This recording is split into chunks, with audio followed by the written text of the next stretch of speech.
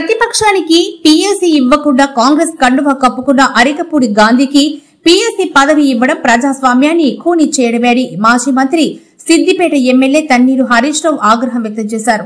ఈ సందర్భంగా ఆయన మాట్లాడుతూ ప్రతిపక్షానికి పీఎస్సీ ఇవ్వడం అనేది ప్రతిపక్షానికి పబ్లిక్ అకౌంట్స్ కమిటీ ఇవ్వడం అనేది ఆనవాయితీ. అరికపూడి గాంధీ గారిని కాంగ్రెస్ పార్టీలో చేర్చుకున్నారు కదా, మీరే కండువా కప్పింది కదా.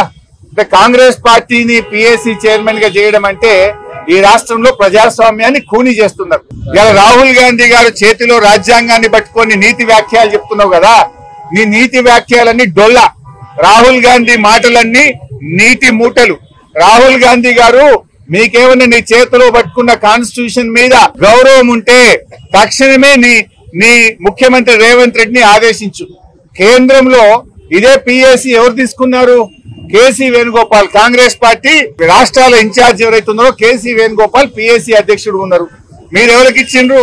బీఆర్ఎస్ నుంచి కాంగ్రెస్ లో చేరినటువంటి అరికపూడి గాంధీకి పీఎస్సీ ఇవ్వడం అంటే రాజ్యాంగాన్ని నిట్ట నిలువున పట్ట పగలు ఖూనీ చేయడం, ఇది రాజ్యాంగాన్ని పరిహాసం చేయడం. ఇవాళ రాహుల్ గాంధీ గారికి కాన్స్టిట్యూషన్ గురించి మాట్లాడే నైతిక హక్కే లేదు.